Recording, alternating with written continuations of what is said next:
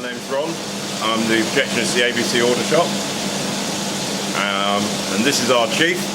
Hi there, my name's Graham. I'm the chief. Nice to meet you, Graham. I'm Ron, thank you. Right. We've got FT20s. We're in the top projection room, which is 3 So screens. basically at the moment this is the projection room, which actually was originally the back of the circle. Oh yeah. As you can see from some of the decoration and the vents up there, which are Art Deco from the 30s. Yes. And now it's been converted into our projection room, as you can see. Yeah, it's quite nice. How old's the cinema? It was constructed in 1936. Yes. Opened in that period, ready for Gone with the Wind. Oh really? Such like, so Yeah. and we've gone on from there. Does this theatre used to have a stage? We had a stage where they used to do live performances. The Beatles? We didn't have the Beatles on here, but we did have Jimi Hendrix. We've had Roy Orbison, Wow. Egbert Hamperdinck, Yeah. Small Faces, loads of others that I can't remember offhand.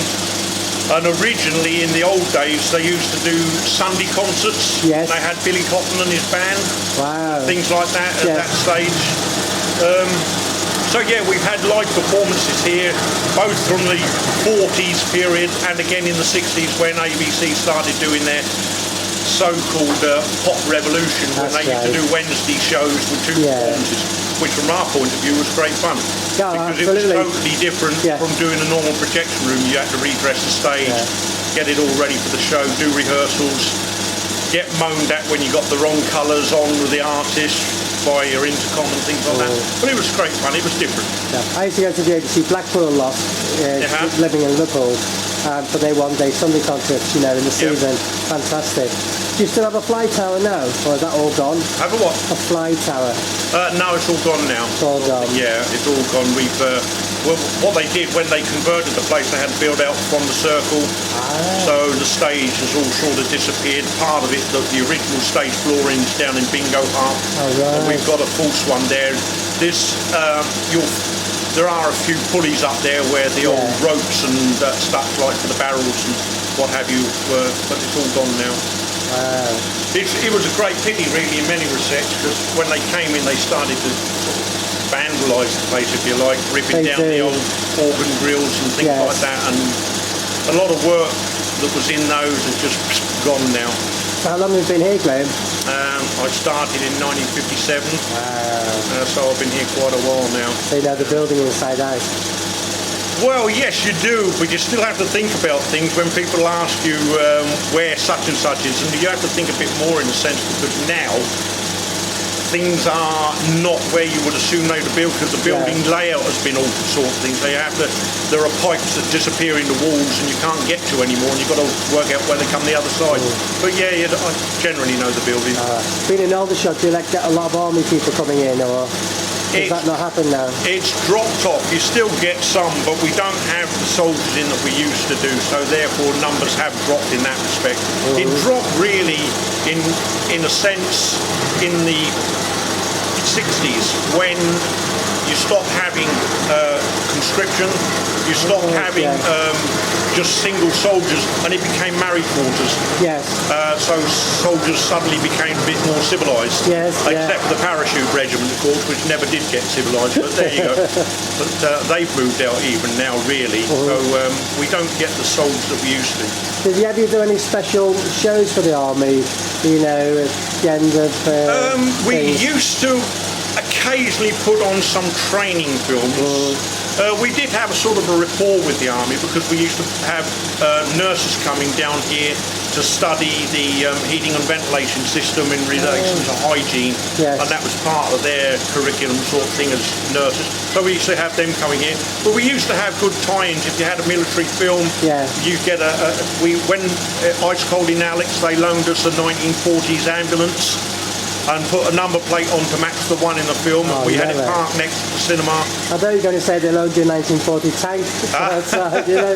No, just the army ambulance sort of thing. Yeah, that's fantastic. You know, sort of things like that. And we used to sort of reserve a few seats in the front row for a bit of the old brass top brass, as it were, so that when you open with the film, Yes. they would come in and they would sit there with their wives and the mayor and things like that. So yes, we've had tie-in with the army. That's fantastic. And in a sense, we had tie-ins with the Navy because we got one of these cadet schools near, so we could borrow stuff when we had Yangtze incident. Yes. We had a load of rope work and stuff brought in, binnacles and such like, and we dressed the front of the cinema with bunting. So there was loads of things like that which have all faded away now. Yeah. You know, the days have gone. So Happy days though, happy they memories. were good days, yeah. Yeah. But, Did you ever have 70mm here? never had 70mm, no. No. 4-track mag? No, we've only ever had the optical sound system and the 35. And before you had the FP20s, what did you used to have here? When I started here, it was GC3s. Oh, really? GC3s, Oh, you know. wow, I worked on those. Again, with the peerless art. Yes, absolutely. But because these are not our original arts, Right. and you'll have to excuse us that we've had roof problems, which are now being rectified. Yes. But the original Ross projectors that we had, rather peerless arts that we had, were in fact the Californian ones. Oh. And you know, they were really sturdily built, not like the tinny type ones that These we are got Frank now. Proclus ones. Pardon? The Frank Proclus. Yeah, well, when we got converted and went over to Xenon, we took our old art out, and they sent these in, which are identical to look at, Yes. but they're more cheaply produced, Yes. you know. Yeah. But I always thought the peerless art of the carbon art. That's Old right. enough to remember doing carbons. It's a good little art. It was very good art, yeah. Very, very good. Even on some of the shows in Liverpool, the Futurists, the 70mm, they're peerless arts. Where I worked at the Odeon Liverpool, and we had the Zenith and the half-inch carbons, where the Futurists still had the smaller carbons, you know. Yeah. But they still gave a good light. They were good, and also the thing I like about the art, which you don't have with the Xenon, of course, is the fact that you have to concentrate on your job more. Ah, yes. You know, you couldn't really leave the machine because you had to keep your art burning right. properly. You know, it was a much more, I wouldn't say labour You intensive. felt but you did something. yes, You put a show on. you were busy all day long because That's right. once you'd finished your 20-minute reel and changed over, you That's were right. rewinding, lacing up, getting the art ready. Yeah. And then you changed over and you did it all again. You know, I suppose it really started all with the introduction of the hour-long reels. Yes. You know, when with the big spools, The and you could 6,000 join foot three spools. reels together. Yeah, they were great. And that was it. You thought you were the bee's knees. I know, then, you know. one changeover. Yeah. Yeah. From the public point of view, all this sort of stuff does make it better. You, with two reels in a feature, you had less chance of getting the wrong reel on. That's right. So that was an advantage from their point of view.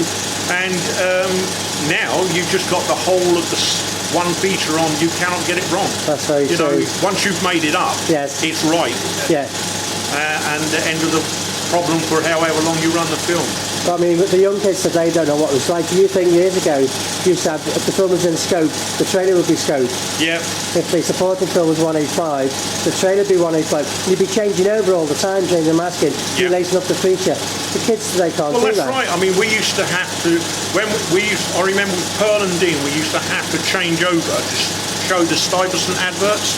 Peter Stuyvesant Yeah. were in CinemaScope. Scope, yes. So you would show your advertising reels on here, whip over there for your Peter Stuyvesant Yes. advert, go back to the rest of your Yeah. trailers, and then come back to this reel for your feature, which That's would have right. been in scope.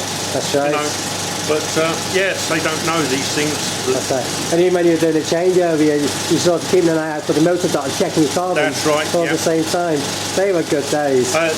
Yes, they were, because I mean, you could get some features where it was a dark scene and it's very difficult to pick up your motor dot. Yes. If you missed your cue, you Yeah. missed your changeover. You know, so yeah, you paid much more attention. It was much more a hands-on operation then.